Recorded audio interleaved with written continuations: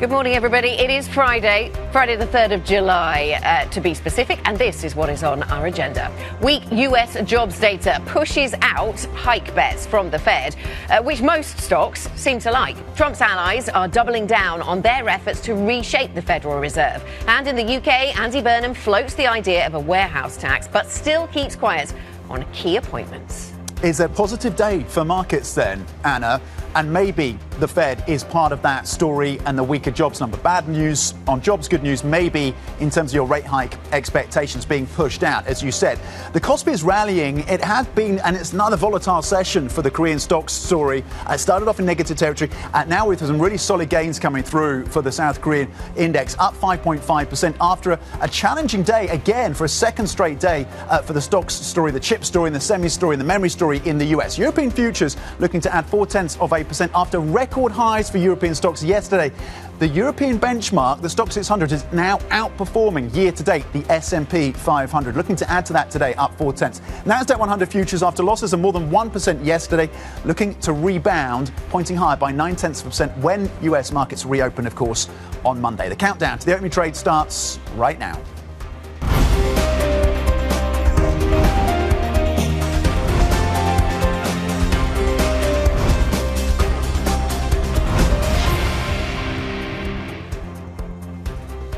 Welcome then to the programme. This is the opening trade. It's just gone 7 o'clock here in London. It is Friday, the 3rd of July. It is a public holiday in the United States. Happy quarter of a millennium to our viewers over in the US. Let's talk about these markets then. And then quite a fascinating day that we saw yesterday. No US trading today, Tom, so things are likely to be a little quieter. Who knows what happens in that context. But stocks seem to like what we got from non-farm payrolls. I say stocks, most stocks seem to like what we got from non-farm payrolls. The weakness, bad data being good for markets. This is not what the Fed wants to see, but that is what we seem to get.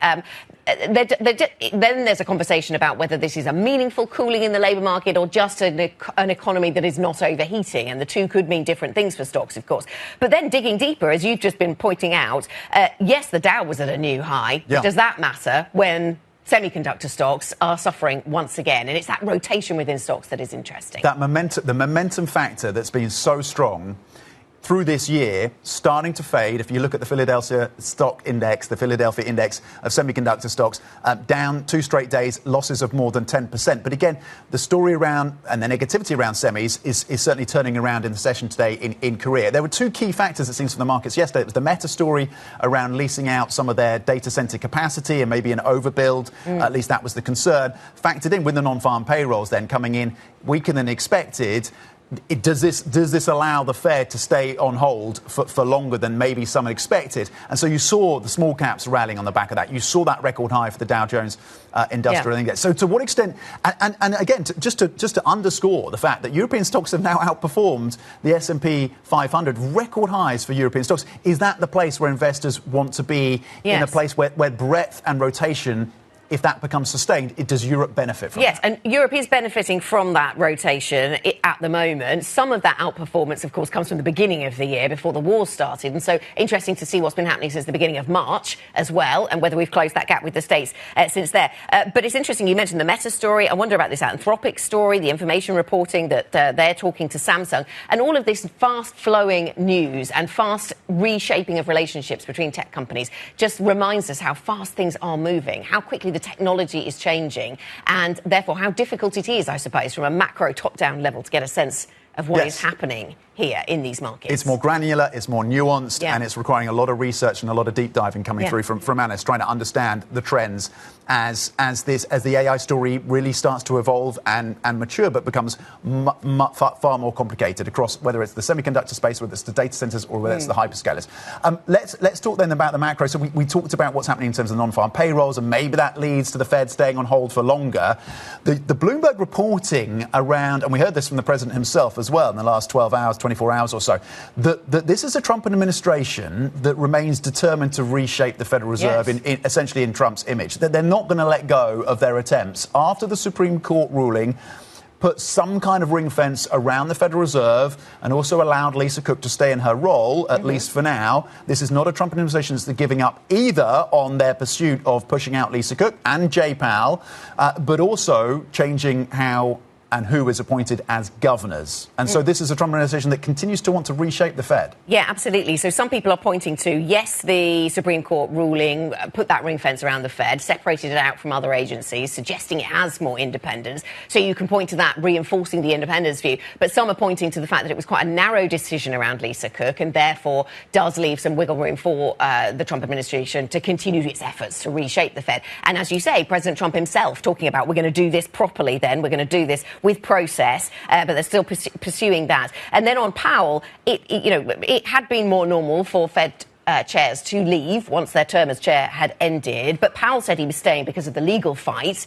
It looks as if this month we're going to get another report on the exact status of the investigation that's been going on there, even though the DOJ has backed away somewhat. So maybe there's some room and we might get some news flow around that. But interesting, yes, the big picture is that the Trump administration is still trying to reshape things here. And the Atlanta Fed chair, that seat is still empty. And so they see that perhaps as an opportunity to reshape. We started this week thinking about a reinforced Fed independence narrative. Yeah. Kevin Walsh had come out and said, I'm committed to that 2% inflation target. Tick in the box for independence.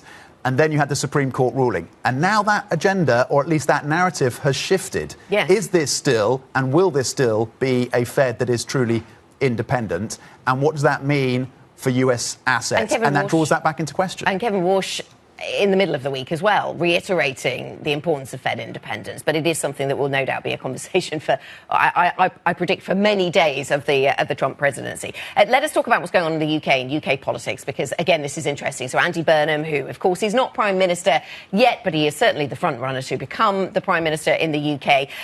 He has been talking to radio in the UK and suggesting that there is some room for manoeuvre around taxation within the mandate that is given to the party by the most recent election. So specifically, increasing business rates on warehouse companies. So we'll watch some of those because some of those are listed in the FTSE 100. He name-checked Amazon, but there are UK-based businesses that do this as well. And he wants to pivot then, so take some money off there and then give it to smaller businesses and support pubs and the like with lower business rates. So maybe it gives us a sense, even though we don't have key appointments from Andy Burnham, it does give us maybe some sense of where the business agenda is heading. I mean, one way to read this is just what the limited room for manoeuvre is when you're talking about warehouse taxes and cuts to tax on the high street. Number two, another way to read it is the high street is a real issue for people, and the deterioration of high streets. And so the fact he's focusing on that does tap into something that is real.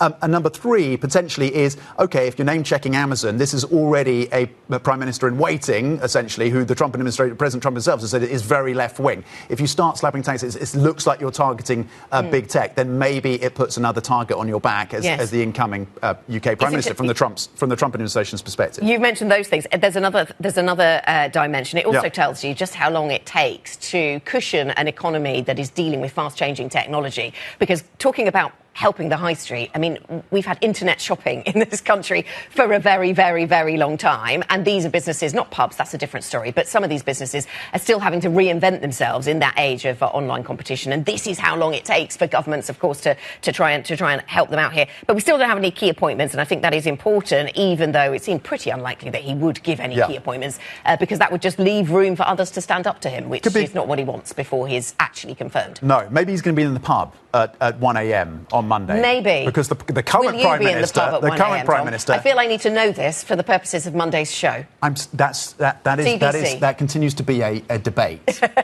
But the current Prime Minister has said pubs can stay open for the World Cup game then. Until 5 in the England morning. against Mexico. Can we take a moment to think about what I like that this is a fun story, and I don't want to sap the fun out of it. No doubt it'll be good for pubs, and that is part of the GDP story. But what kind of productivity will the nation have on a Monday when the pubs have been open? We may have to rewire our economic models. We might have to rewire the anchor team. That's what we might have. It also depends on the result, doesn't it, as well? That's also true.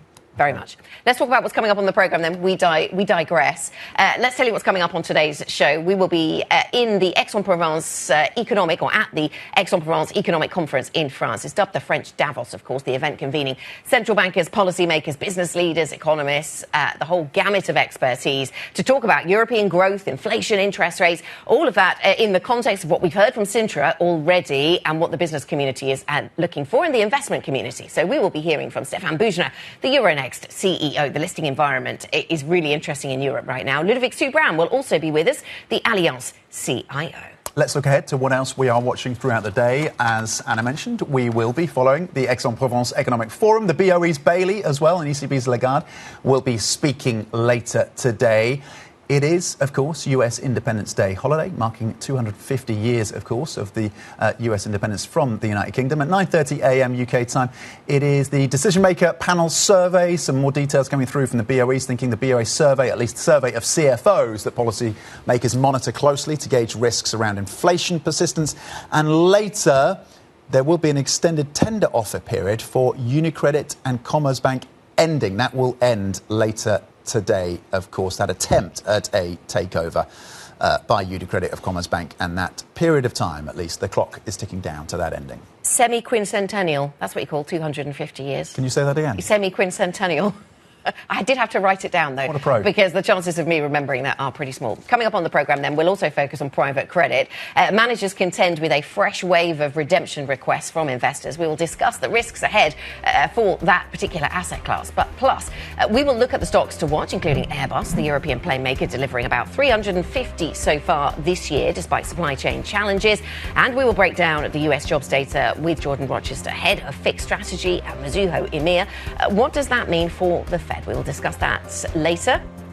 Later on this hour. Please do get in touch with us. Friday the 3rd of July, IB plus BBTV Go is the function to use on the Bloomberg terminal if you want to get in touch with the team that puts together this programme. This is Bloomberg.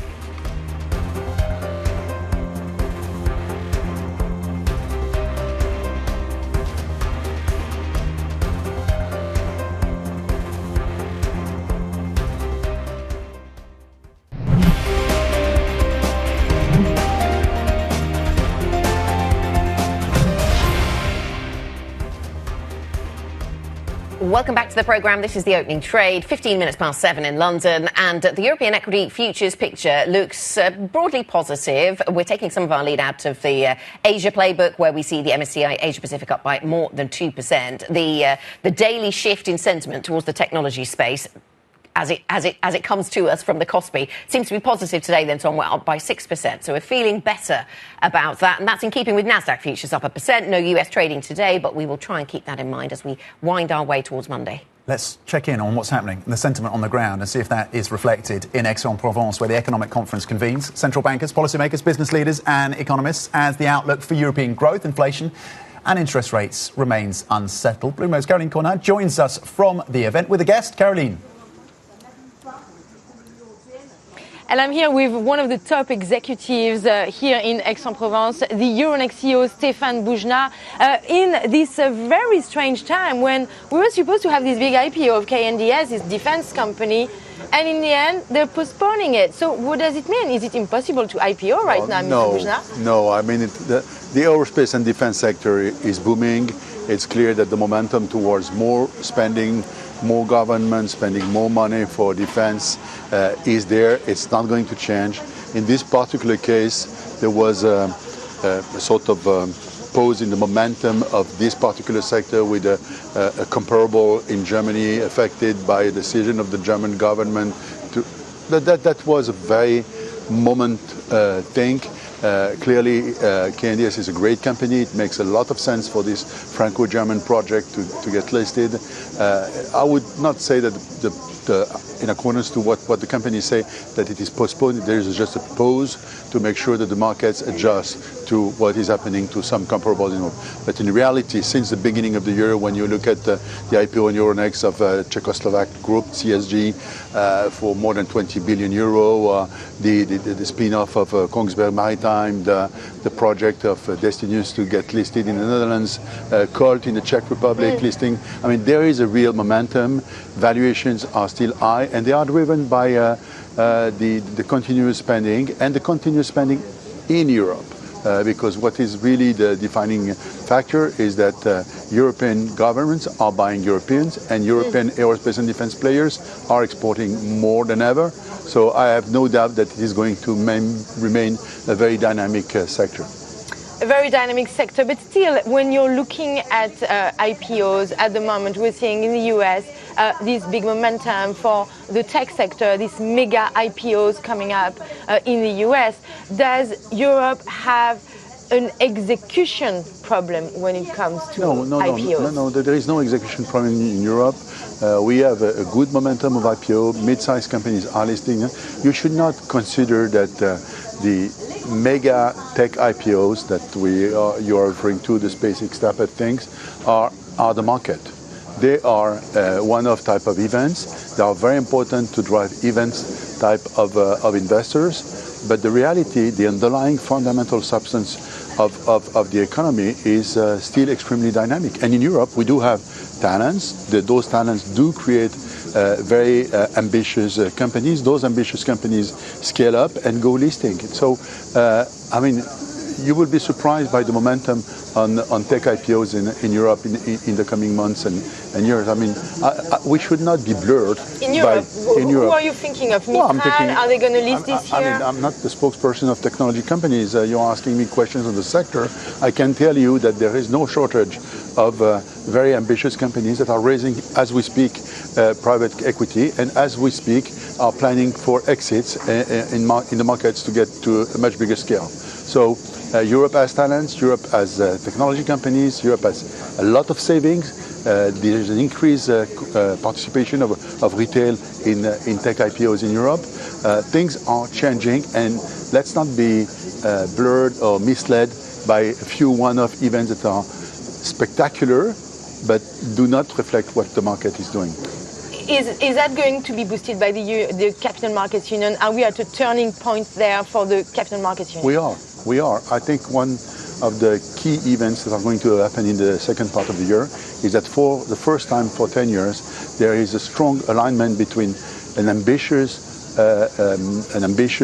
European Commission under the leadership of Maria-Luísa Albuquerque, the Portuguese Commission in charge of finance, the Parliament, which is super ambitious on delivering that saving and investment union under the leadership of Mr. Ferber from Germany and Aurore Laluc from France and the European Parliament Economic Committee, and what is unprecedented, what they call the E6 in the Council of the Member States, with the Minister of Economy of Spain, Italy, France, Poland, Netherlands, Germany, being totally aligned to deliver an ambitious program on single supervision in particular, but also on stronger retail participation in markets. Let's go back quickly to the tech sector. Is there an AI bubble that is going to burst?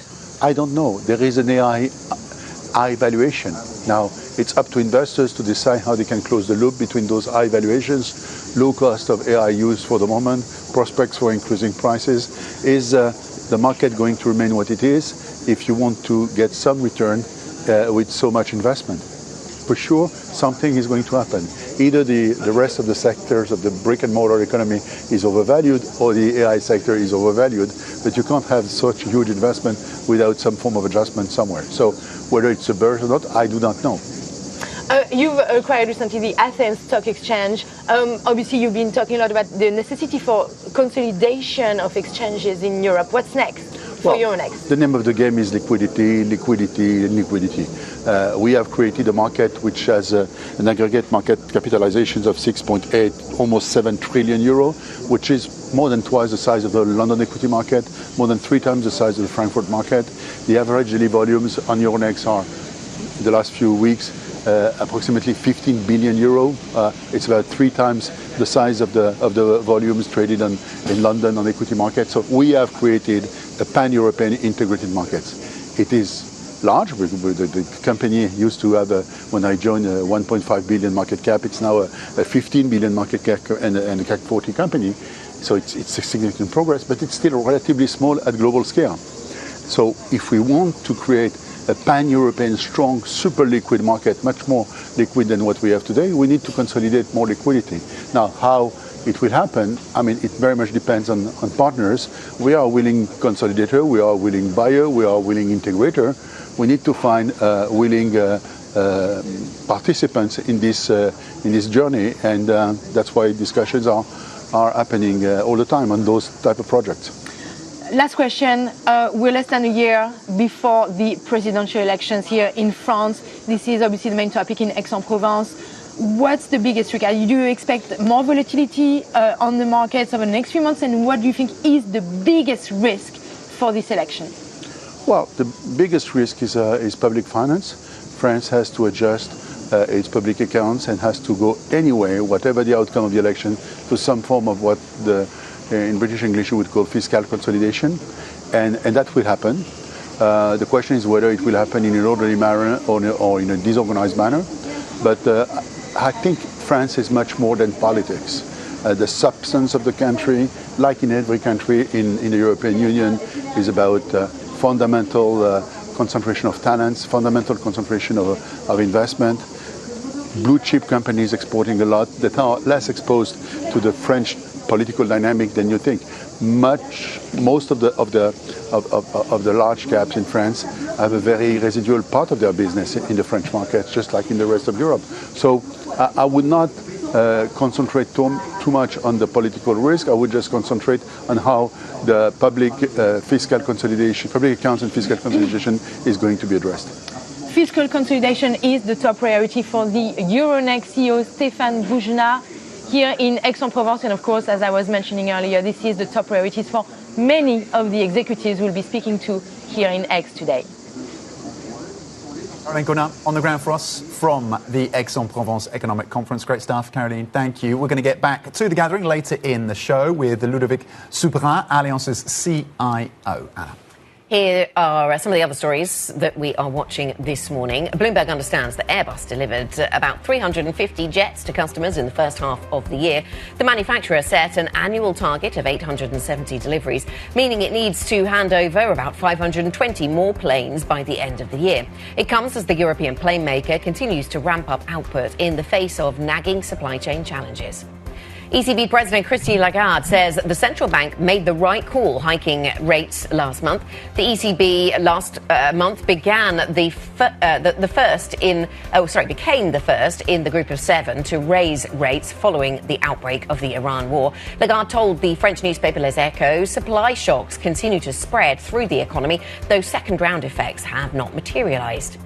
And over in private credit, managers are facing a relentless wave of redemption requests, with second quarter exit requests exceeding those of the prior quarter. According to Bloomberg estimates, more than $14.5 billion of investor capital is trapped at over a dozen funds, compared with $8.6 billion that shareholders were able to get back. So once again, in the second quarter, we're seeing the investors in these private credit funds wanting more money out of them than they are able to take, because the 5% caps are holding. And if anything, this trend is gaining momentum since the first quarter. So if we thought we'd seen the peak of it in the first quarter, maybe not. Maybe we were just distracted by the Iran war and everything else. It's interesting to think how long this takes to work through, because some people in our story are suggesting this could take 8 quarters to work through if the 5% limit on redemptions holds. So there is a different dynamic as well in this current quarter, which is that the vast majority are sticking to those gating structures and those gating agreements, whereas in the first quarter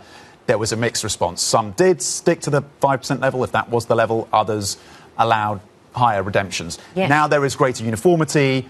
We were speaking to Aberdeen about this in the previous hour. They said that's actually a healthy dynamic. And they agreed this will continue for quarters ahead. And they think it's not a systemic risk, but clearly the redemption requests, there's some catch up from the requests that weren't fulfilled in the first quarter, and that's partly what you're seeing. But they are significant in terms of the requests. And it's a feature, not a bug, of the sector, it seems. That's where the conversation seems to be evolving to. Coming up, we're going to break down the US jobs data with Jordan Rochester. We'll get a view on the FX space as well, of course, with a particular focus on the yen, maybe a touch on the won as well over in Korea. Head of FICC strategy, Amir at Mizuho. That conversation coming up. This is Bloomberg.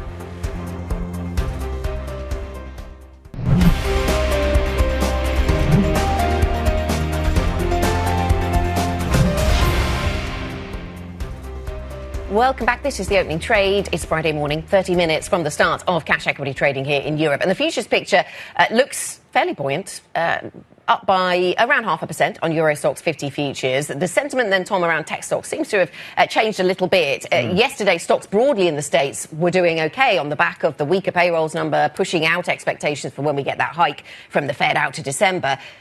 chip stocks didn't play ball with that. But then into the Asia session, it seems that sentiment has improved in the round, and we have a Kospi that is up pretty strongly. So maybe tech sentiment has changed, and European futures are pointing up. Yeah, and Nasdaq futures pointing to gains of 1% when US markets reopen, of course, on Monday. Let's check in on the bonds as well. Sovereign bonds now opening, of course, across Europe, largely unchanged.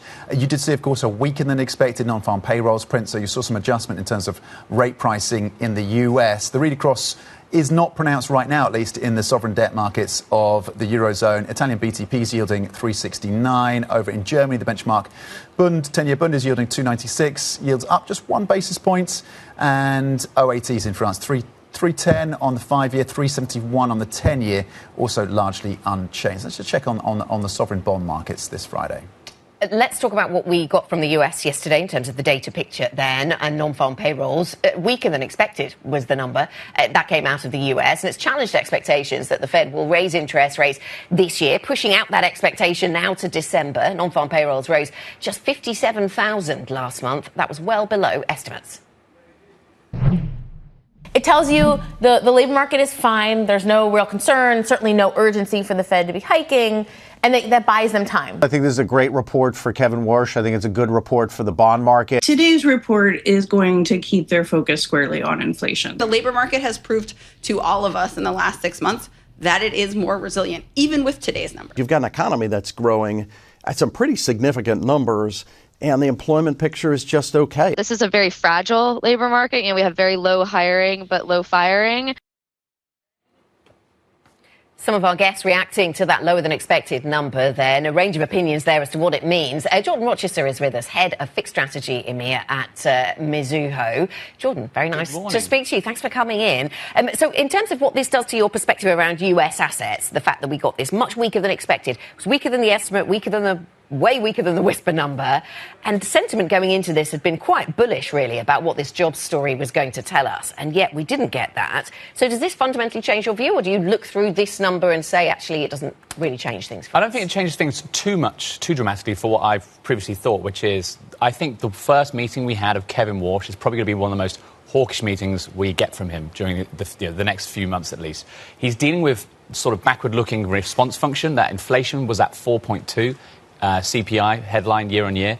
It's going to come down. It's going to head towards the sort of 3s, and I think it could even get towards the 2s in the next year. And that means that for the Fed, they're going to be thinking about raising rates, but it's going to look a little bit more like the ECB cycle. We get maybe 1 or 2 hikes from the Fed, and then they're done. And we react to the next response, will probably be a slowdown. Yeah. But for assets, I think we're still in a lovely soft landing. So it's really difficult for risk sentiment to take a large hit due to the AI capex story, but also the one big beautiful bill, the fiscal stimulus in Germany, and maybe even extra stimulus in Japan. So I don't see where the recession risk comes from for asset prices to have to price. Let me just nail you down on your expectations for Fed hikes. If they want, so do you assume they stay on hold in 2026 then? Is that your assumption? What does that do to the dollar? So my assumption for trading it is that we're going to bounce around between 1 and 2 hikes. And for Mizuho's official call, still think we could get 2 hikes? 2 hikes this year. So September and December is where I think they could be penciled in. Now, the dots are telling you they're probably going to hike at least once. That's kind of where the shift of sentiment was.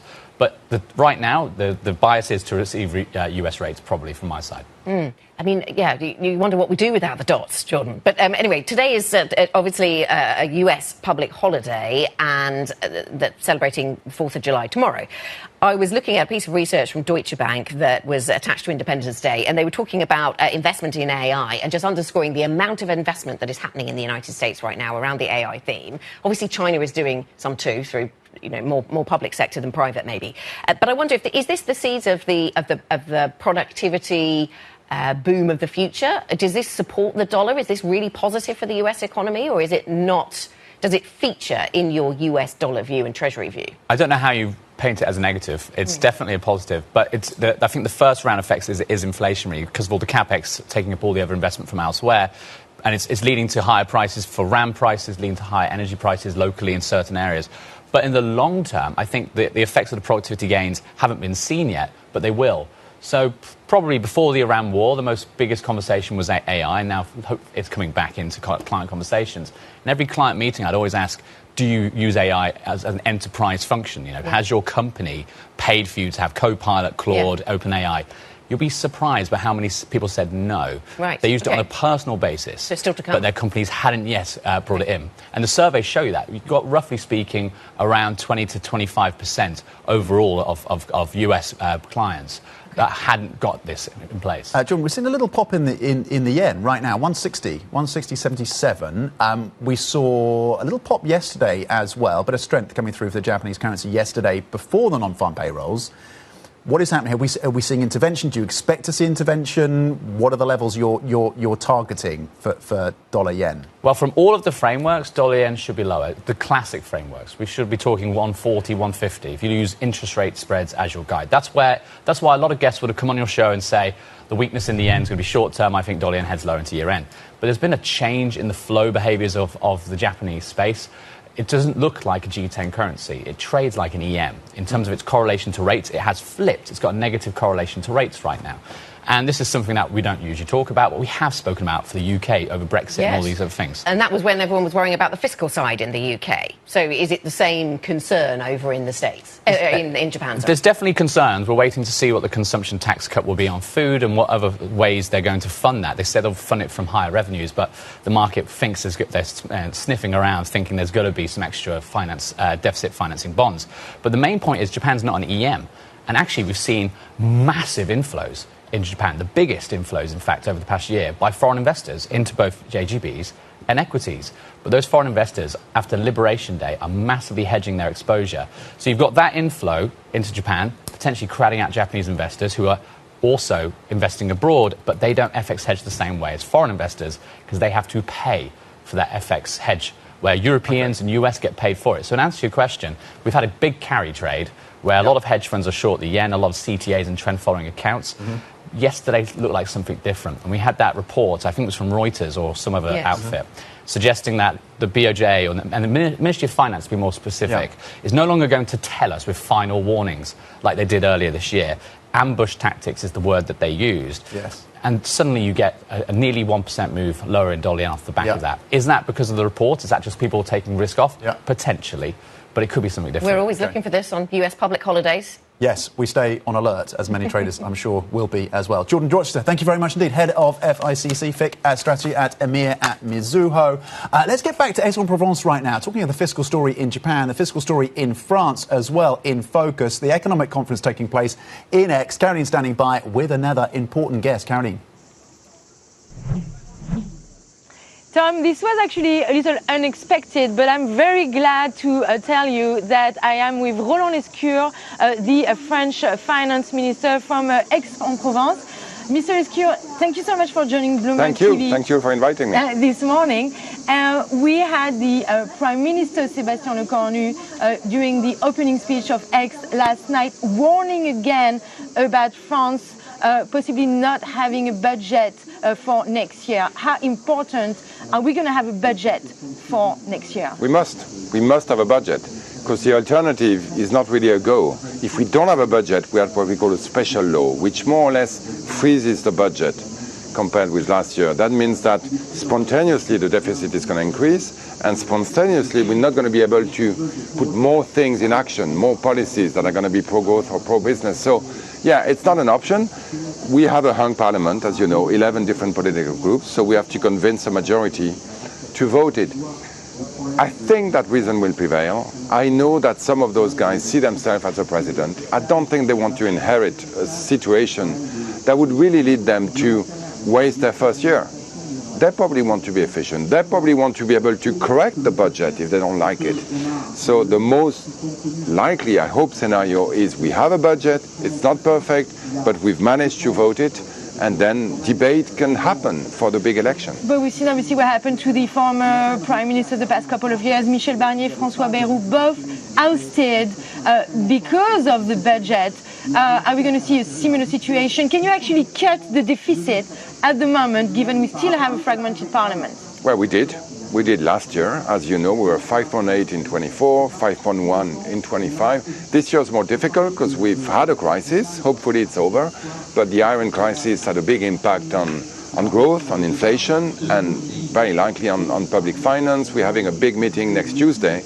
We call it the Alert Committee, with all the stakeholders, so parliamentarians, trade unions, company representatives, also the representative from local authorities to discuss this. We want to assess the state of the economy, assess the dynamic of public finance, and hopefully commit everyone to making the efforts we need to do to keep public finance under control. So what's your target for deficit cuts next year? Because this year obviously targets 5%. Are we going to reach that? And next year, what is the target? So we're going to do everything we can to reach, or to be as close as possible to 5%. We're still in the midst of assessing the impact of the crisis. There's lots of uncertainty. I think the third quarter is going to be key. As you know, inflation has receded in France and elsewhere in Europe.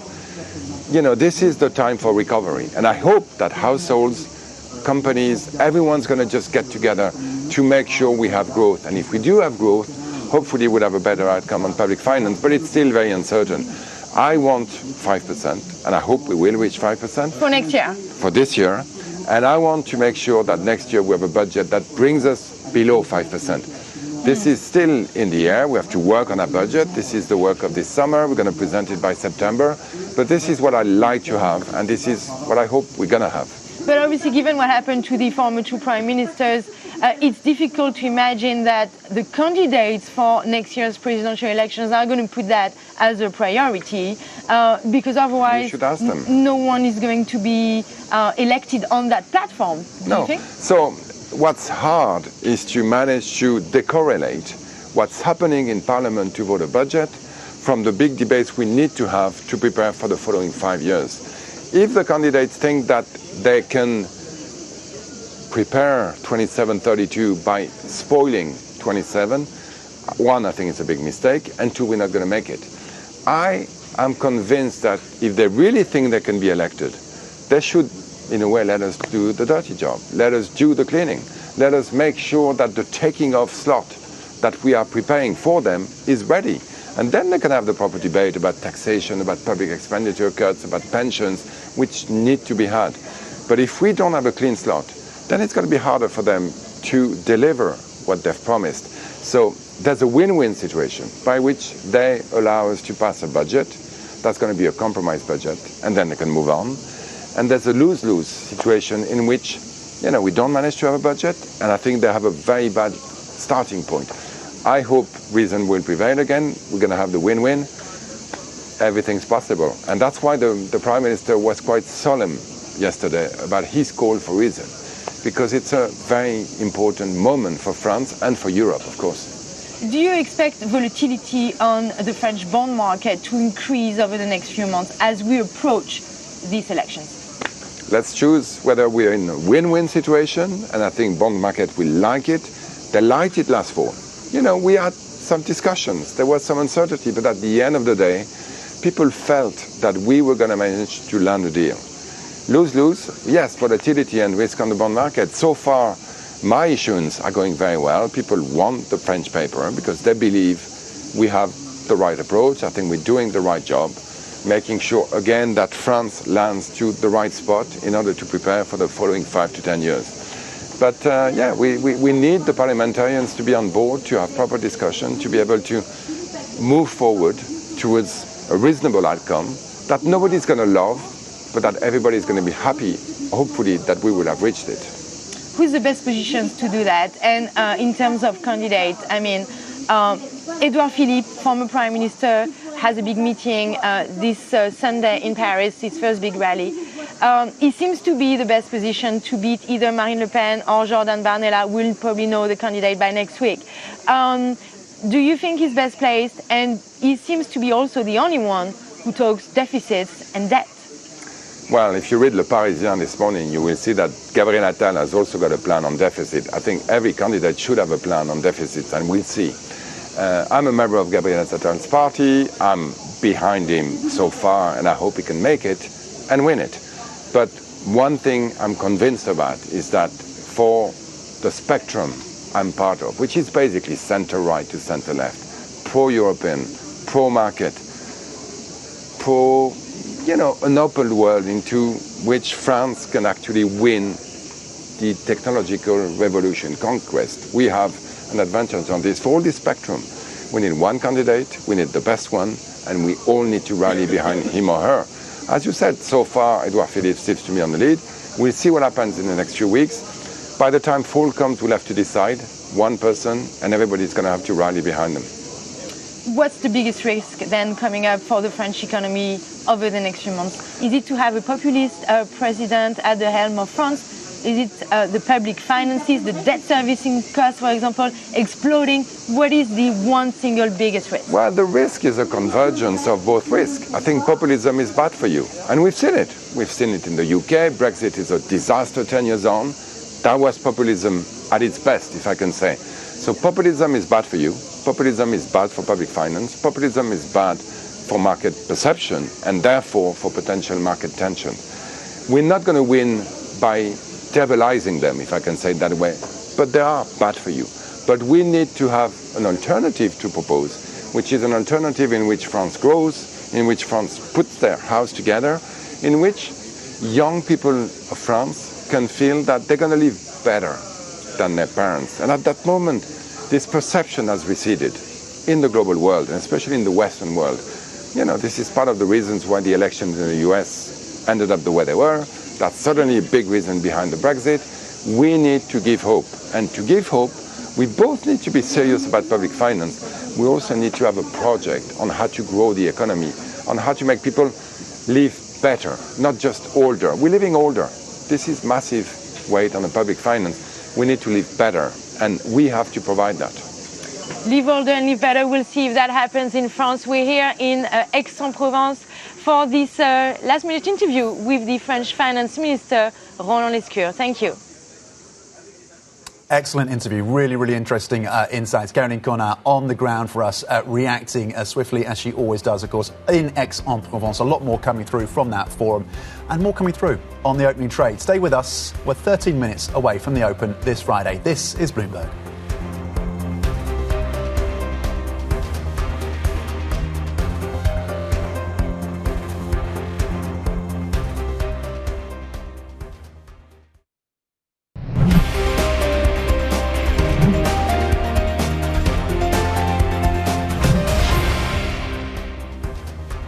Welcome back. This is the opening trade. We have 10 minutes to go until the start of cash equity trading in Europe. Let's take a step back, though, and talk about these markets, global markets, in 3 minutes on the opening trade with our Asia Markets Executive Editor, Paul Dobson. And, Paul, I wonder what you take away from this week in terms of the backdrop for risk assets, because Walsh was a little more dovish than expected. The payrolls number was weaker than expected, and we pushed out expectations for a Fed rate hike.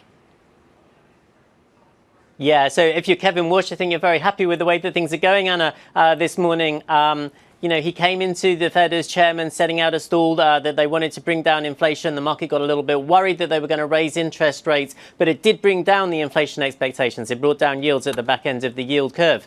Now what we're seeing is this idea that with a softer jobs data and with inflation cooling because of the oil prices dropping again, the market is pricing out the need for the Fed to act with any urgency in terms of raising interest rates. I think for this month, we're now just priced at a 20% chance that the Fed will move. So that's kind of cooling down markets, and it's one of those moments where the reducing the bets on Fed hiking is being taken as a sort of risk-on signal for the rest of the markets. We've got a weak dollar, got stronger Asia FX, stronger commodities FX, and equities market is having a better time of it as well.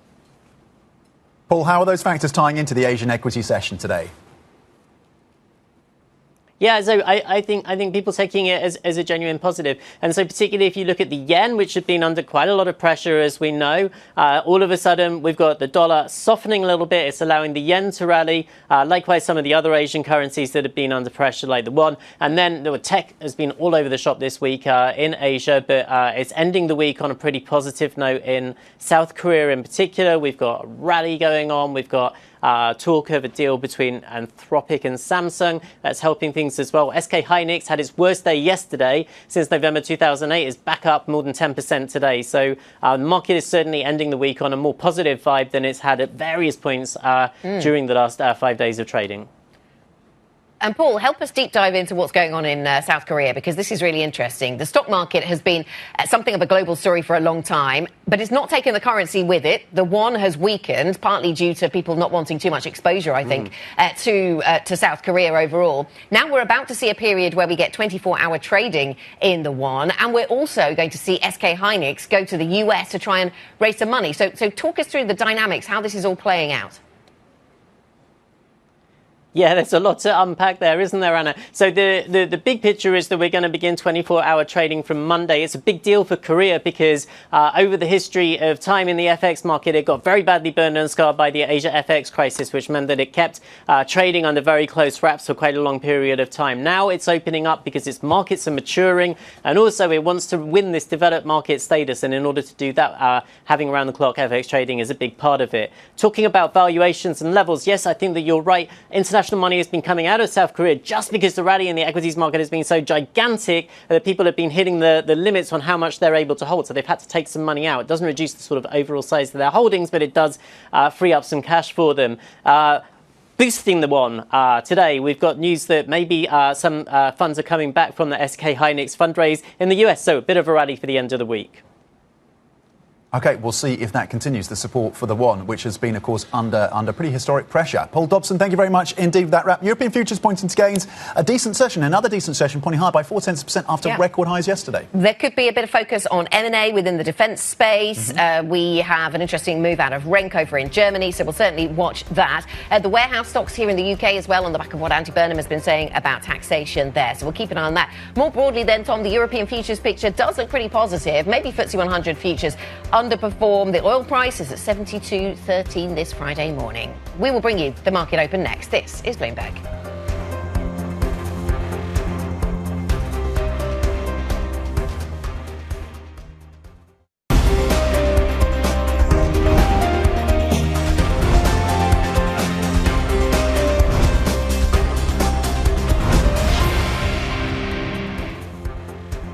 It's Friday. This is the opening trade. A few minutes to go until we get the opening trade for here in Europe. Now, we don't have the US trading today, of course, in lieu of Independence Day. But we do have the handover from the US yesterday. And we saw US equity markets trending downwards for much of the session. Concern about the AI trade. Are we spending too much on CapEx? Where are the profits from that trade actually going to accumulate? So we saw some selling of chip stocks. That seemed to continue, but then some rotation maybe kicking in for some of the other markets. Towards the end of the session in the US, we saw a bit of positivity. That might not really be what's driving the futures picture, though, here in Europe, because futures are stronger. But the stock market in Europe had a good day yesterday anyway, and the rotation story seems to be playing out pretty strongly for Europe. If your specialism is things that are not particularly tech-focused, then maybe you do pretty well out of that. That said, DAX futures are getting the best of the gains this morning, so maybe there is a tech angle in there as well, up by 0.7%. Eurostoxx 50 futures then overall, Tom, up by 0.5%, as we take the positivity in Asia and translate that into a European session without our friends in the States. Some of the individual names we're looking at today. In the defence space, you've got Renk making a deal for an acquisition here in the UK, David Brown Defence. Valued at about 200 to 250 million US dollars. We're going to watch Renk on the back of that deal making. Rheinmetall, meanwhile, is detailing the cost hit from the German cancellation of that naval contract, about 300 million euros. Morgan Stanley says it's actually reassuring. We'll see the reaction to that. And UK warehouse stocks in focus as well, with the expected incoming Prime Minister, Andy Burnham, suggesting he could raise taxes on some of those warehouse operators here in the UK, Anna. Big picture, we've come through a few risk events this week, haven't we, Tom? We heard from Kevin Walsh in the middle of the week, and that was something the market was focused on because we simply haven't heard very much from him. A little more dovish than expected maybe there. Then we got the non-farm payrolls data, which was much more weaker than expected. Does all of that add up to a more positive backdrop for global stocks, for US stocks? That's only one of the questions that the market was asking itself yesterday as we pushed out those hike expectations. Where does that leave us for European stocks this Friday morning? Well, just a touch stronger at the moment, at least, up by 0.2% on the Stoxx 600. The FTSE 100 up by 0.3%. So eking out some gains on this Friday, the 3rd of July, Tom, looking for some of the movers that you mentioned to see whether we get any movement there. The DAX not yet open. We'll be looking to see whether that outperforms. The futures picture had suggested we might see outperformance on the German market. What are you seeing on the sectors? On the sector breakdown, let's start with tech, because that took a hit yesterday in the session. It ended lower by about 2% in the European session as a sector. Right now, tech is amongst the best performers across the sectors, up 0.9%. Top of the list, though, is basic resources. We've seen higher prices for gold and silver, and that has been aided, of course, the upside coming through in terms of prices on a slightly weaker dollar and expectations of possibly fewer rate hikes from the Federal Reserve. So basic resources as a sector is rallying today, up close to 1%. Tech getting 0.8%. Utilities also up 0.7%. On the downside, consumer stocks taking a bit of a knock, down 0.4%. Healthcare, which was the best performing sector yesterday and by some margin, with gains of 3% yesterday as a sector, is currently down just 0.2%. So maybe a little bit of profit taking across healthcare. That is the picture right now. Most sectors in positive territory across the benchmark, gains of 0.3%. OK, yeah, still waiting for that DAX to open. We will keep our eyes on that. US futures, as you've been mentioning, looking increasingly strong, ready for Monday, perhaps. Let us turn, though, in the meantime, to what's going on in the individual companies. Airbus is up by 2.4%. We had that story earlier on today around Airbus deliveries. ASML is also stronger, up by just over 2%. So that's an interesting one on the tech front. And to the downside, Novo Nordisk and some of the luxury names. We actually saw in the middle of the week some of those luxury names not doing too badly. And so maybe there's some rethinking there. LVMH down by 0.7%, but heavily weighted, of course, over on the French market. And speaking of France, let's return to Aix-en-Provence, the economic conference taking place in France. Central bankers are gathering, finance ministers, we just heard from the French finance minister, business leaders, economists, and investors, all thinking about the European growth outlook, thinking about inflation, interest rates. We're joined now by Ludovic Soubrand, who is the CIO and chief economist at Allianz. Ludovic, very nice to have you with us. Thank you for braving the heat of Aix-en-Provence this time of year to talk to us.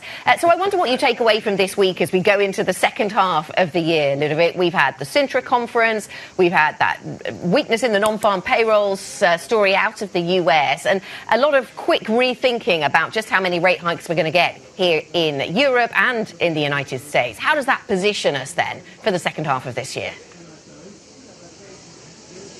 I think it's quite an interesting situation. You mentioned central bank to start. I think the ECB was the only one really to deliver a hike. It was an insurance hike. But as we look into the numbers now, it looks like it's done. They cannot do much more.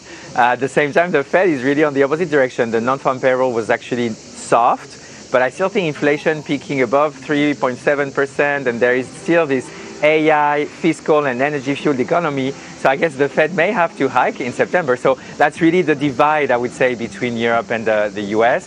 And of course, the good news is that the inflation is being repriced very fast in the market. So I guess Hormuz seems to be behind. So there is still a scarring effect. It takes time. The economy is still paying the price of the war, but it's looking much better today than it was a couple of weeks ago. Do you think we're in a bubble in AI-related trades, Ludovic? Is that the thinking over at Allianz? And are you concerned that it bursts? Some people are worried about higher interest rates. You just referenced the Fed there. Some about regulation. I wonder what your thinking is around the AI story.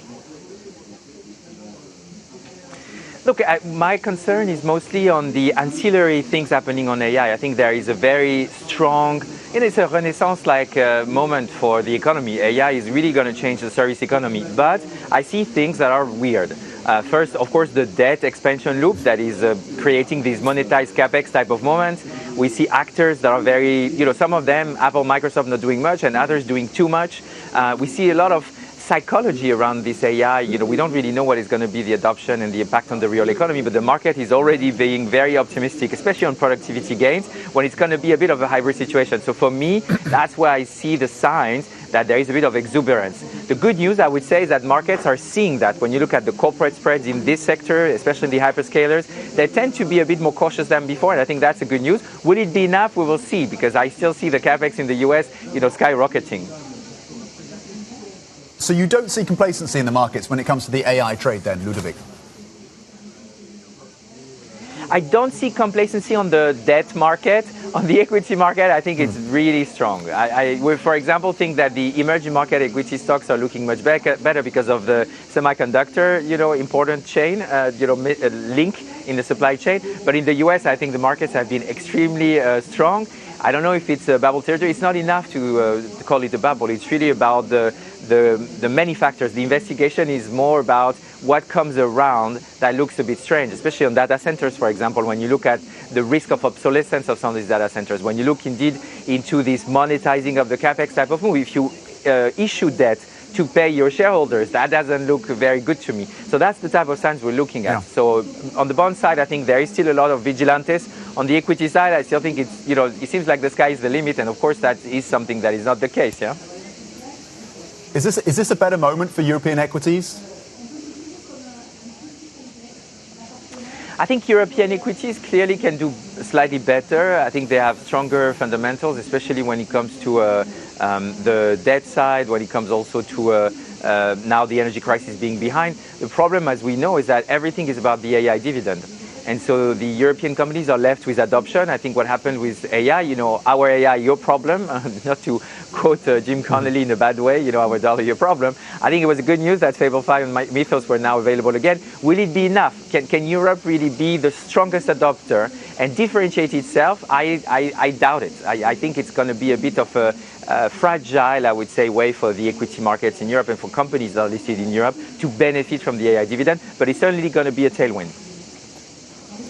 You're in Aix-en-Provence, Ludovic. We've just been hearing from the finance minister over there, and we've been hearing about, we've been talking about the fiscal story, and I wonder whether that's going to take the agenda or lead the agenda for Europe in the second half of this year and into next year. How concerned are you about the recent widening in spreads that we've seen on France?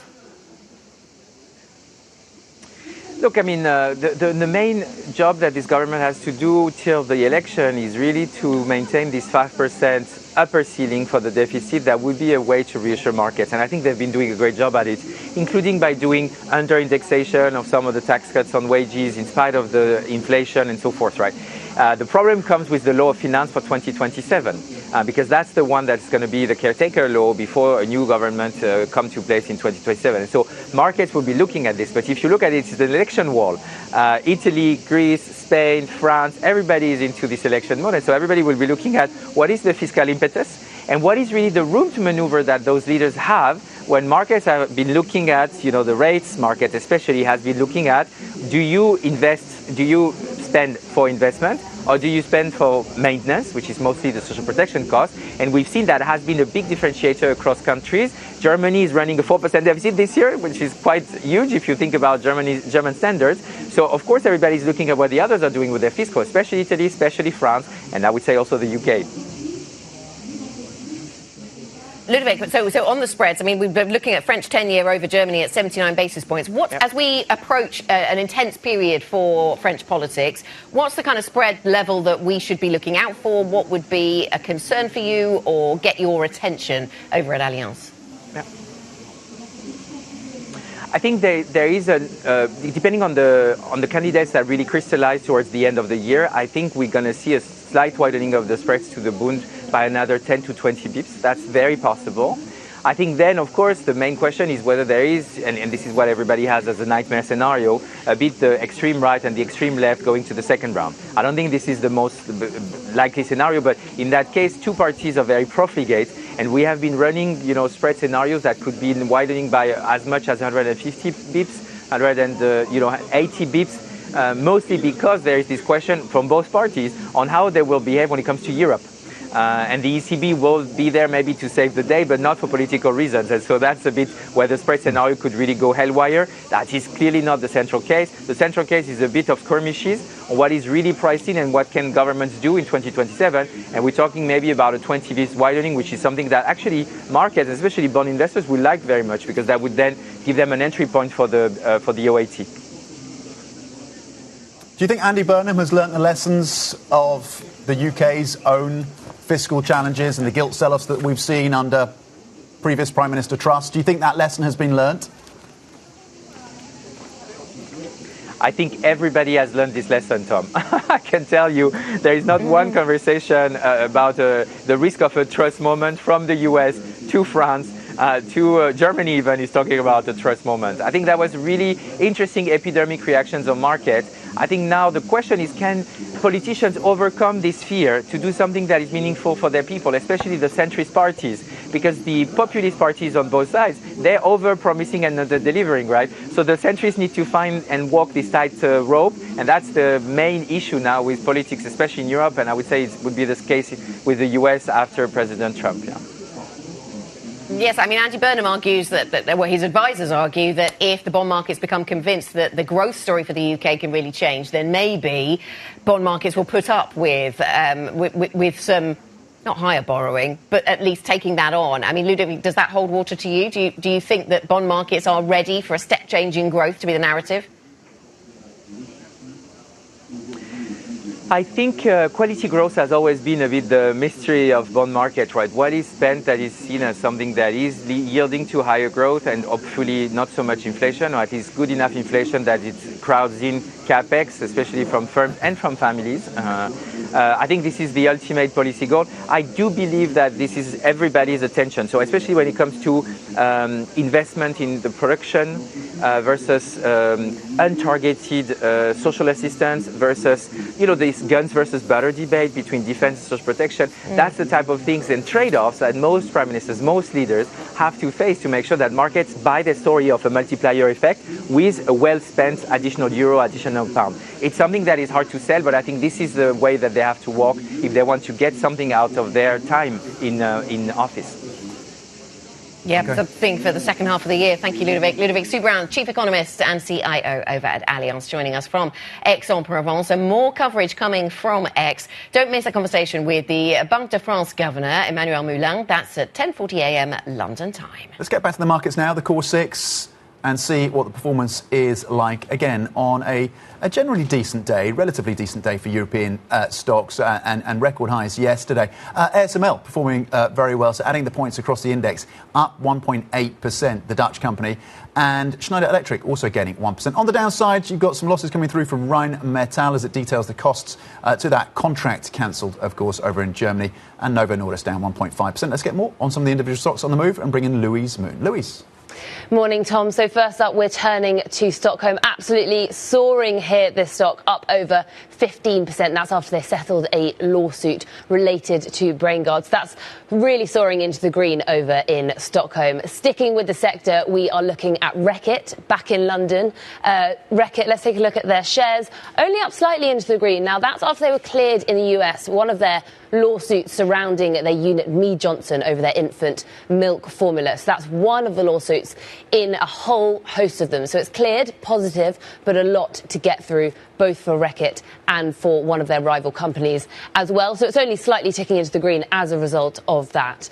Now, next we're looking at Renk Group over in Germany. Shares up over 2%. So into the green, another positive move for them. That's after they've just bought a UK defence firm called David Brown, giving them more access to the naval sector. Of course, this adds to the spending of defence, and Renk Group already, their shares have tripled since their IPO in 2024. So a bit of positive news for them. And then finally, ending on Craneware. Let's take a look and see how their shares are doing. Down, slumping over 21%. Previously halted this morning and now down over into the red. That's despite seeing, that is as they're seeing their full year earnings below expectations. So really weighing on that stock here in the UK. Louise, thank you. Louise Moon with those stocks on the move. Coming up, private credit in focus. Managers are locking up investor cash as they face another wave of redemption requests. We'll have more next. This is Bloomberg.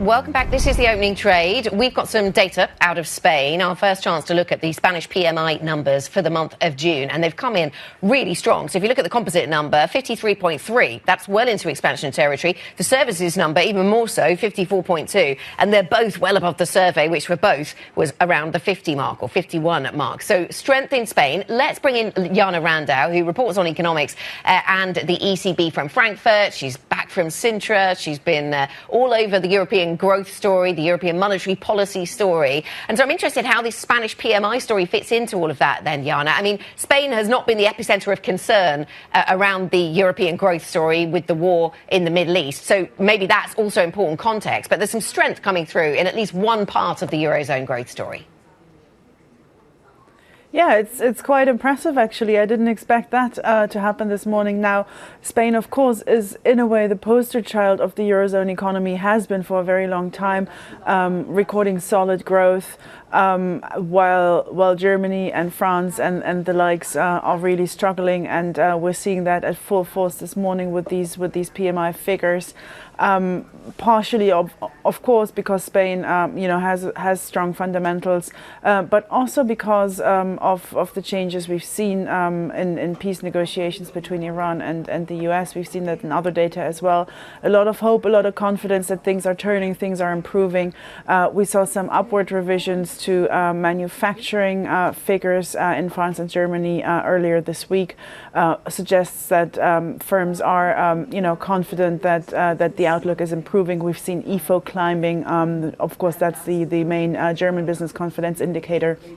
So overall, and the ECB President Christine Lagarde said that as well. And Sintra, since you mentioned it, that risks to growth, to inflation have become more balanced since policymakers last met to raise interest rates, as a matter of fact. So things are looking, in the right direction, even though of course, a lot remains in the unknown, and it's far from, story's far from over. Yes, Jana, and as you talk about the ECB, which of course you know intimately, Christine Lagarde maybe uses this, maybe she leans on this data to reinforce the case that hike that they made earlier this year was the right decision. She's been driving home that message again, and maybe arguably the data of today supports that view. Yeah, I mean, it's tough when you, as an ECB, raise interest rates and then data falls in the right direction, and seems to suggest that inflation is coming down, growth is strengthening, and the scare may not have been so great, and they're cautioning against that, of course, saying yes, we are seeing positive signs. But equally, a lot of damage has been done, and it'll take time for businesses, for consumers to adjust to what happened, to digest what happened. And of course, we don't know if the truce holds, what happens if the Strait of Hormuz, key passageway for oil and gas shipments, if that stays open. So a lot of uncertainty still, despite all the positive signals. So yes, the rate hike in June was solid, was robust, as policymakers like to say. And I don't think they've all given up on further action. Also, July looks unlikely. That's only 3 weeks away now.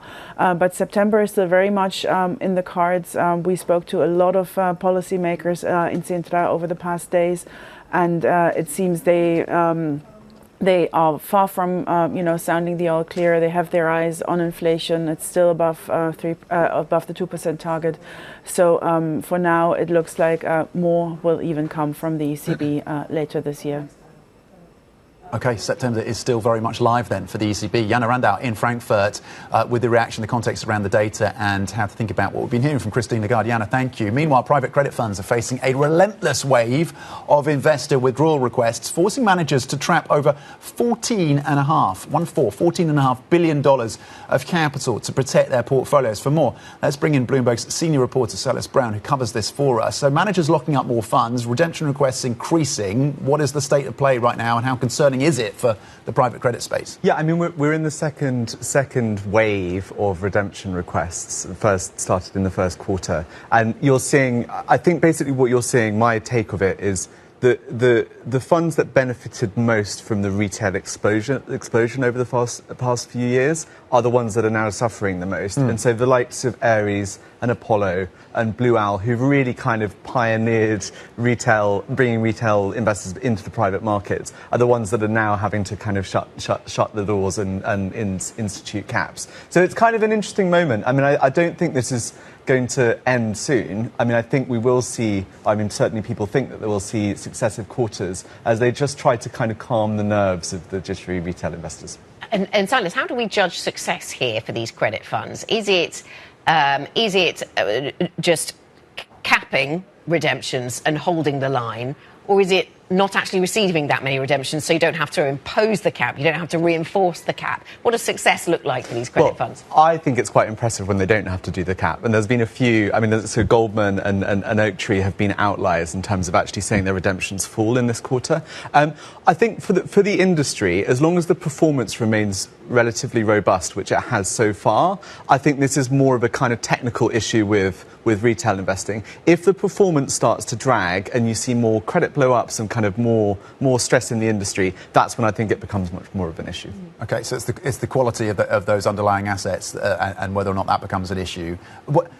You talked about the retail investor and how that different funds are affected differently because they've sold a lot of these projects to the retail investor and successfully. Do you think on the back of all of this, after these next few quarters that maybe we see more redemption requests, at the end of all of this, we get a rewired private credit space that has maybe less exposure to retail? Yeah, because I think what I said at the start about the funds that benefited most from the retail boom are now the ones that are suffering. I think to dig into that, people think of retail investors as just one sort of single composite thing. Yeah. And actually what we've noticed that there are some that are very flighty and some that have kind of stayed the distance. And I think as we analyse this, as the dust settles, we'll notice that there's a kind of hot money area of retail that I think people pushed into through RIAs and through, and RIA being a... I don't know the acronym, but they're these registered investors that go out and kind of sell products to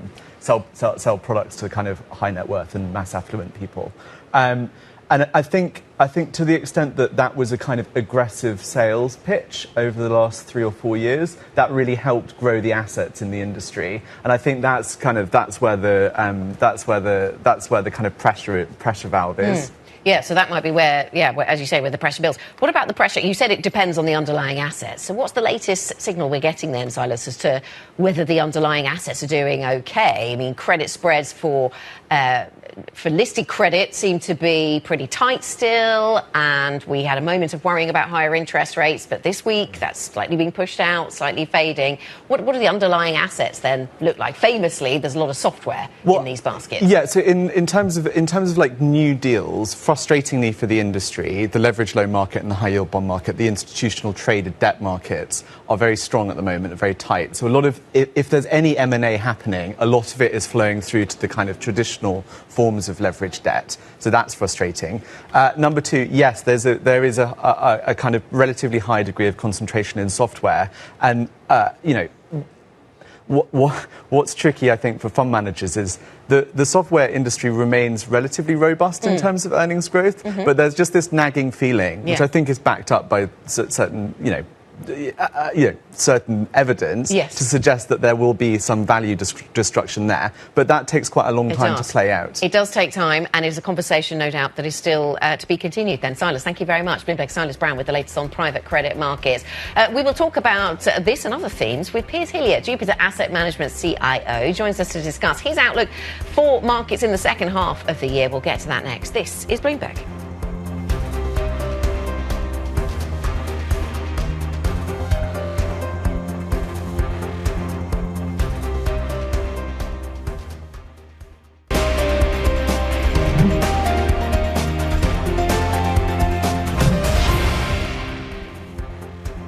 This is the opening trade, 30 minutes into Friday's session. We are without our friends in the United States as they celebrate 250 years. And so this is the European equity market picture. It doesn't look too bad, actually. The US session was kind of two different stories in one. Overall risk sentiment was buoyed by the weakness of the non-farm payrolls report and pushed out expectations of a Fed hike. But we still saw some concern around tech stocks and semiconductors in particular.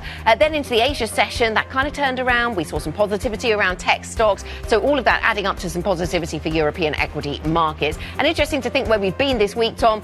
We started this week possibly more convinced we'd get imminent Fed rate hikes than we end the week. So maybe that is positive for risk assets.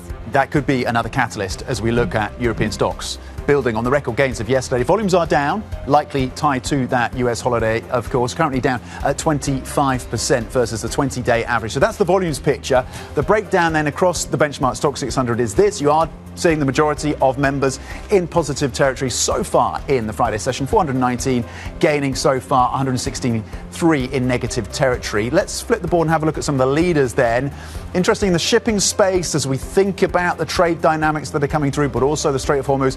Maersk getting an upgrade from Goldman Sachs, and so that stock is posting a very strong session so far, up 3.5% from Roland Maersk. Abivax, this stock is up about 50%, this week. They came out with a new drug at the beginning of this week, and so that momentum, the optimism around that stock continues in the session today. Gains of almost 5%. Infineon linked to the revival, at least for now, in the tech trade, and you're seeing that strongly, of course, in the Asian session, or we have seen that strongly in the Asian session, adding to upside, up 1.2% for Infineon, the Germany listed company, of course. Let's flip the board and have a look at what's happening on the downside. You've got some defense names, you've got some software names, and you've got some caution around alternative asset managers. Craneware, software exposure to the US healthcare space, and that is being hammered, currently down more than 23%. That's on an earnings story. Rheinmetall detailing the hit coming through from the contract cancellation by the German government around that potential build-out of Navy ships. We know that's not happening anymore, and they've quantified the cost.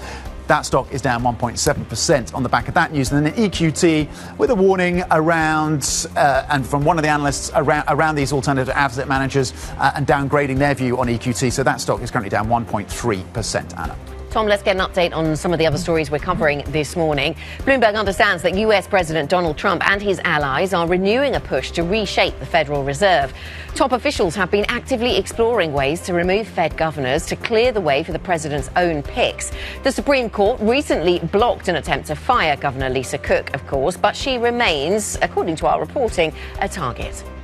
Some leading European powers now accept that ships transiting the Strait of Hormuz will have to pay fees to Iran and Oman. According to Bloomberg reporting, the prospect of some sort of service fee is now, quote, a given. The US and Gulf Arab countries, meanwhile, continue to insist that Iran and Oman cannot impose charges of any kind for the use of the Strait of Hormuz. And Anthropic is reportedly in talks with Samsung to be a manufacturing partner for a custom artificial intelligence chip. According to reports in The Information, the company's plans are at an early stage. The news comes as AI companies aim to diversify their supplies of chips to meet surging demand for their services. Tom. Well, we closed out the first half of the year this week, and despite the geopolitical pressures, equity markets around the world rocketed higher. We spoke to guests this week about where they see performance going from here. Volatility is still there and uncertainty is still there. And in this environment, for me, it makes sense to be quite nimble and also not to take big bets either way.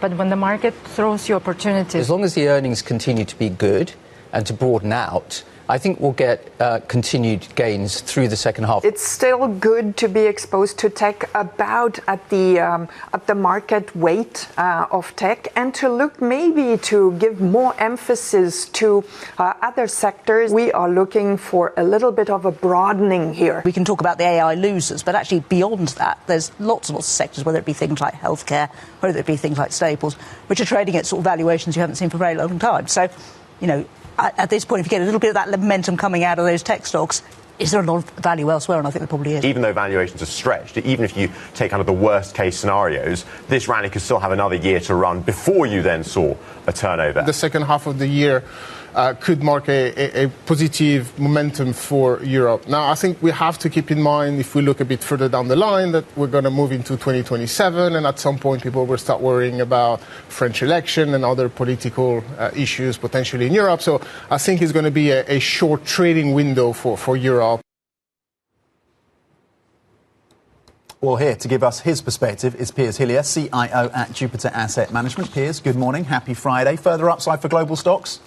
I think so. And I think the important thing, quite a few of those guests really commented on, is in some ways a rotation into some of the other sectors. So we've kind of been led in the first half of this year, partly sort of hyperscalers to start with, and then as the CapEx piece starts to get deployed, the beneficiaries of that CapEx effectively have rallied very sharply in Q2. I think, in coming in to talk to you this morning, there was a degree of caution from our perspective in terms of running a sort of ahead of themselves. So the logic there, the earnings revisions and everything else justified that, and even you've seen a slight nominal derating. I think our perspective from here is actually, we see the second order effect feeding through into markets. Valuations beyond that cluster actually still look relatively attractive, and particularly sort of outside of the US, global valuations remain attractive. Because we've seen that rotation story kind of rear its head and then it gets pulled back in again. But you're convinced that that rotation theme continues and broadens out and gains more traction in the second half? My observation really is ultimately markets will respond to earnings and earnings revisions. The resolution, whether we have a resolution in the Gulf or not, is an interesting topic. But you clearly see sectors responding to that, and what's happening in terms of trade is starting to improve. I think the interesting thing about your point on the levy there in the Gulf, if that actually does happen, to me, actually you get a capex pull through. So most people didn't know anything about the East-West pipeline in Saudi Arabia until this happened, and then they suddenly realised, and it wasn't really being utilised because it made no sense to do that. You could ship it was much easier. If levies are going to start to happen, one, I think that's a real political loser for Trump, because what was the point of going to do this? The second thing is that actually, are we going to see a growth in capex where people are going to try and mitigate that risk? You've got sort of indications of Canadian capex in terms of building an oil pipeline out to Vancouver to support China. You're going to see more use through Panama, Venezuela coming on board. So in some ways, I think the Iranians and the Omanis need to think quite carefully about how much of a levy do you want to apply. We know that tariffs essentially had a big knock-on effect when Trump announced them before, and my sense is that actually a degree of caution in terms of where that goes, because economics 101, if the cost of supply over here is more expensive, I'll find supply over here.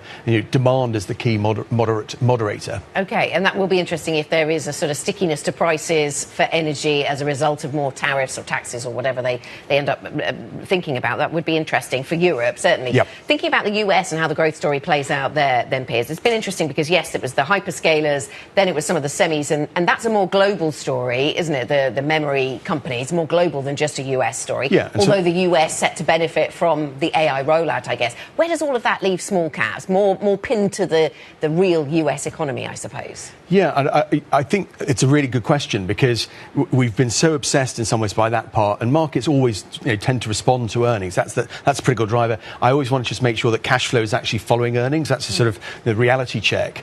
And that's certainly been true in small caps. And I think most people have missed, actually, small caps have been outperforming the larger parts of the market now for almost a year. And it's kind of gone unnoticed. You've very kindly built this chart for me this morning, but I thought it was just interesting to highlight. And what is this telling you? Essentially, small caps is a macro trade, and it's really a reflection of your expectations around interest rates. So it started underperforming in 2021 as interest rates started to go up globally, started to inflect as we felt we reached the peak in rates, had a few wobbles in Q1 with the Iran intervention, but actually the underlying fundamentals are there. And we have a really interesting global smaller companies ETF where we're excited about the opportunity set in that part of the market. And does the AI story, when it starts to filter into those smaller companies, is that something to be excited about from a well, you say it's all about earnings, so from an earnings perspective? Yeah, and I think we talked about sort of Europe relative to the rest of the world. You saw a little bit of it in Q1, which is the second-order beneficiaries of that capex story starting to play through. Companies you wouldn't naturally thought of, like Prysmian, a sort of cable provider. A lot of the infrastructure supporters to the build-out of data centres. You saw a bid for Segro in the UK, with Prologis looking potentially to come in and try and deal with that marketplace. And I think I was interested talking to a sort of chemicals analyst in the benefit of the pull-through in terms of how do we see further innovation into the chip space. There are a lot of chemical leaders in Europe that are potentially beneficiaries of that as well. I just want to be clear on the hyperscaler story then, because that underperformance has been there, at least in the last month or so, around that theme that they're spending and it's the picks and shovels that gain, and some of those other component makers that see the upside. Does that continue, or do hyperscalers look attractive to you right now? Because the drop has been there, and year to date for some of these names, and double digits for some of the big names in the hyperscaler space. Yeah. There comes a point, maybe, when that starts to look attractive for some. that's the classic thing, isn't it? Is really just understand what that order effect is. I suppose if I go back everyone talks about bubbles, and ultimately you only know when you've had a bubble is when you passed it. Yes. So for me, what I really look at, what's changed in some ways, and we've been long-term actually investors into the hyperscalers as actually capital light businesses, highly cash generative and disciplined. The big delta really in the last 18 months has been that switch essentially from effectively cash generative to cash consumptive. So the first order effect effectively was raising debt. You're now starting to see them coming to raise equity. And if you remind yourself, that's kind of the profile we went through in 1999-2000 as the transition from cash generation to cash consumption. And at some point, the cost of capital starts to catch up. And I think for me, that's the one, if I put up sort of what's a warning light out for the second half of the year, is that if inflation remains high, and there's a real push and pull in that space at the moment, you've got PMI stronger in Europe today, but you had actually jobs weaker in the US, but there's a lot of refi risk to come through, starting really in the second half of this year, feeding over the next 2 to 3 years, as those who really refied back in 2021 and corporate IG and crossover tends to be 5 to 7 year in tenor, we're walking into that refi wall. So I sent you through a piece around the private credit side of things, and some of the companies in the US. Why are they underperforming? It's not just a software story. It's going to be a refi story in the second half of the year. So if rates start to come down, then actually some of that pressure comes off and you can see those bounce. But fundamentally for me, it's that transition from super low rates, which we hadn't seen transmit as much. You didn't see it in the US because essentially mortgage rates are fixed, the 30-year term structure, so there's no pressure there. But if you look at the shorter dated financing, so auto loans, credit cards, etc., student debt, they're all accelerating in terms of default risk now. So if rates come off in the second half of the year, and that's going to be really important to watch wash from here. If that doesn't happen, we do have that pressure that comes through. So you've got the chart up there, which highlights the underperformance of the likes of KKR, the likes of Apollo and Ares, who have been beneficiaries of that carry trade, and that's unwinding. It's not just a gating thing. That's really important too. But ultimately, the second half is really watch what happens with that refi risk. So it's not just gating and the private credit. It's also wider. It's about refinancing risk, as you point out, as rates might or might not go higher. Let me ask you about UK assets. And are UK assets on alert? I mean, I suppose European assets might be on alert for politics in 2027. But the UK dimension to that, is it gilts that are on alert? Is it things that could be taxed that are on alert? We just heard last night from Andy Burnham talking about the possibility of taxing warehouse companies. What's in focus for you when it comes to UK assets? Look, I mean, it's a fantastic question. So the gilt market really is trying to work out, and it depends on who becomes the next chancellor in terms of where we see the evolution from here. So you'll bid at the front end in some ways the gilt curve. There's a nice pull through there in terms of where we are, but the long end is totally unloved. DB pension schemes essentially are no longer really buyers of the long end. So do you think rightly unloved? Well, yeah, but the reality is, when you're uncertain, you think of some of the capex, or at least the investment decisions that are being made on behalf of us.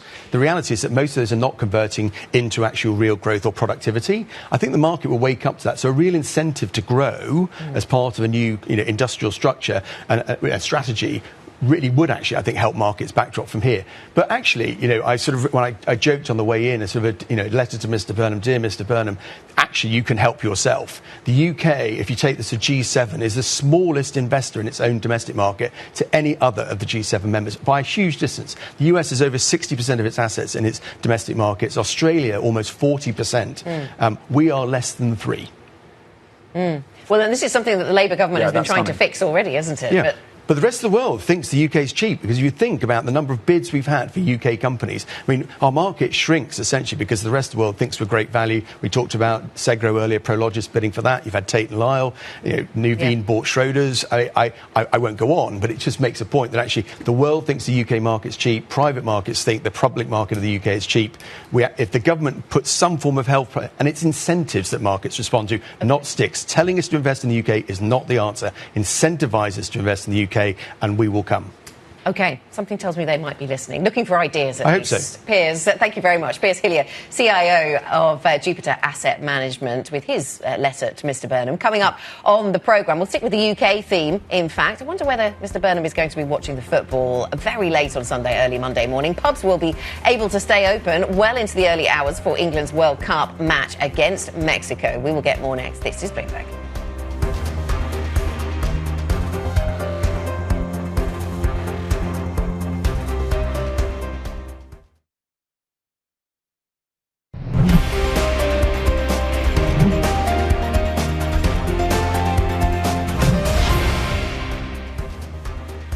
Welcome back to the opening trade. Happy Friday. We are 48 minutes into today's session. You're seeing some modest gains coming through for European stocks, up around 0.3%, but that is in the context of record highs for European stocks yesterday and outperforming the S&P 500 year to date right now. That is the picture across European stocks. The CAC current is currently flat. The DAX putting in a slightly better performance, up 0.4%. And here in the UK, the FTSE 100 at 10,673, adding 20 points. Let's start on stocks then in our next conversation. Bloomberg Markets Live strategist Adam Linton joins us to think about where we are on these global investment themes then, Adam, as we go into this weekend.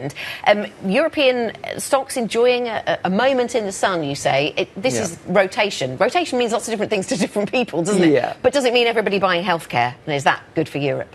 Yes, I think kind of what we've seen is kind of seen a reversal of the Iran conflict pattern, whereby US was leading, you had Asia, that was positive, Europe negative, and then since early June we've seen a reversal of that. So Europe's now lead the way. We've got lower for US equities and Asian equities, and obviously bounce back from Europe. It was hit most by the conflict, but then also tech is a key differentiator here. So much lower gearing towards Europe in tech, and if you look at the rally under the hood for Europe, in the initial stages of this leg higher since about June 11th-ish, it was relatively narrow at the start. It was mainly just financials and industrials driving things. But now what we're kind of seeing is increased breadth. So we're seeing 8 of the 11 GIC sectors contributing. We're seeing a turnaround for consumer staples and healthcare. And, European stocks continue to punch out record highs. And what's going to be a really key month for tech going forward is a key differentiator for Europe. OK. And the energy price story is a factor, as you say, and the rate story as well. I mean, Christine Lagarde saying that the decision to hike earlier this year was not a mistake. We were hearing from our colleagues in Frankfurt saying that the ECB it's probably could still be live for September. So I guess my question is, does the rate story continue to benefit European stocks, or if they hike again, is that a headwind, or do European equities look through that? I think they'll probably look through it, because I think, my view on rates is we're probably in for a little spell of sideways trade at the moment. We've kind of seen, obviously, the ECB tighten policy, but what we've kind of seen from them as well is that they're leaving this one hike potentially on the table. I think the dovish remarks from Lagarde were her speaking off script a little bit, and the market's still clinging on to this belief we could see a hike at some point from the ECB and the BOE, rightly or wrongly, and I think that'll take probably quite a while to unwind. So, I think for European yields, if you look at the German 2-year yield, it's about 2.5%. We've probably got a bit of a floor under that now, unless anything big happens in the US. But at the same time, there doesn't really appear to be much of an upward bias unless anything dramatic happens between US and Iran. But I think the market's really discounting that at this point. OK, Adam, thank you very much indeed. Adam Linton with a take there on how to think about the record rally for European stocks and the rates environment. Here's what else to think about for this weekend, though. Wimbledon continues, of course, so all the tennis action in southwest London. We keep across that, of course, or you should be keeping across that.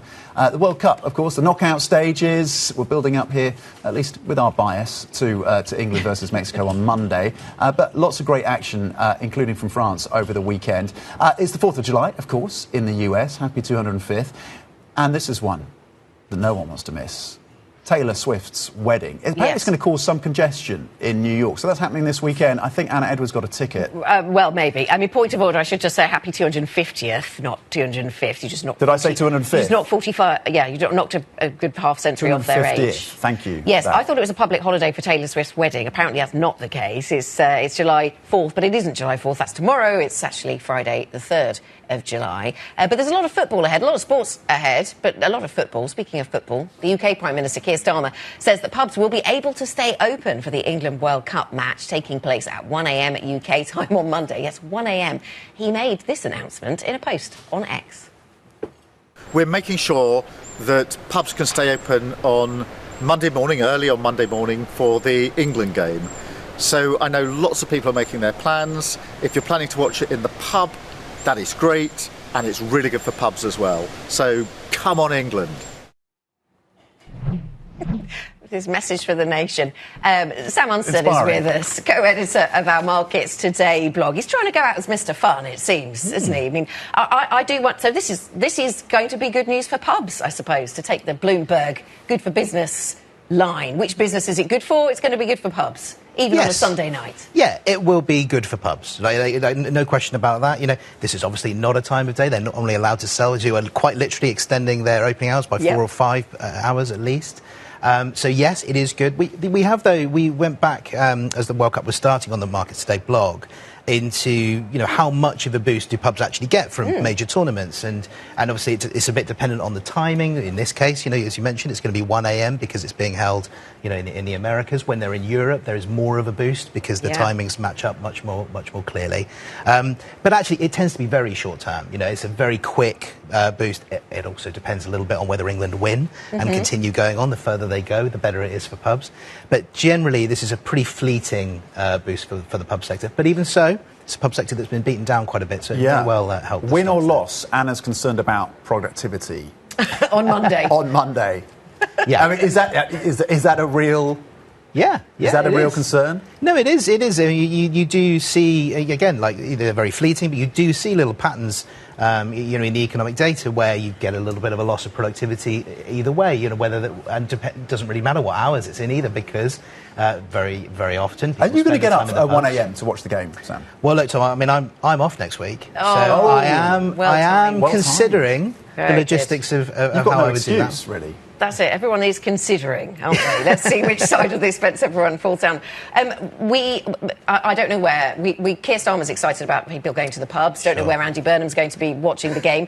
But thinking about Andy Burnham and what he means for the UK economy, we haven't heard much about his key appointments, but we've heard a bit about where there might be some wiggle room on tax. Yeah. So, I'm here to take the fun out of this conversation, clearly, because I've been talking about productivity on Monday and now talking about this. But, I mean, is this a story that is attaching itself to UK assets just yet? To an extent. So Andy Burnham has floated this idea about around business rates. Now, business rates have been sort of pilloried by the bricks and mortar community here for 15 years. And by every government. They talk about how they'll reform them. Yep, and they did begin doing that in the 2024 budget. Nothing has really come of that as yet, and obviously now we have a change of government, so we'll see what happens there. But this is reforming business rates or cutting business rates for pubs and high streets, and then taxing more on warehouses. So particularly he's sort of mentioning logistics warehouses. But it kind of illustrates the trade-off that has to happen here, because he's also when you're talking about warehouses, logistics warehouses are not really the ones being built now, it's data centres. And so if that's going to happen, if there's going to be a change in the way that those are treated, beyond the business rates environment, it sort of raises this question of, the investability is when you've got this huge amount of AI money coming in. That's not, but it's worth mentioning, he's not the Prime Minister yet, and these things are all very much speculation. So at the moment, we don't quite know, but it does just illustrate how much you're going to have to take from one place and give to another. Sam Umstead, co-editor of our Markets Today blog. On a Friday. Enjoy your weekend and your week off as well. No doubt Taylor Swift's part of your weekend. That's where he's plans. going. That's where he's off to secretly. He did get the invite. We're heading into the weekend, of course. If you hadn't noticed, be sure to catch up on the Bloomberg Weekend newsletter. We bring you a collection of interviews, ideas and stories that explore the fascinating places where finance, life and culture meet. The Taylor Swift wedding, perhaps. That is it for the opening trade. The Pulse is up next. I'll be here with the Pulse from London. Francine is in Aix-en-Provence, so she'll be bringing us some key interviews there as well. This is Bloomberg.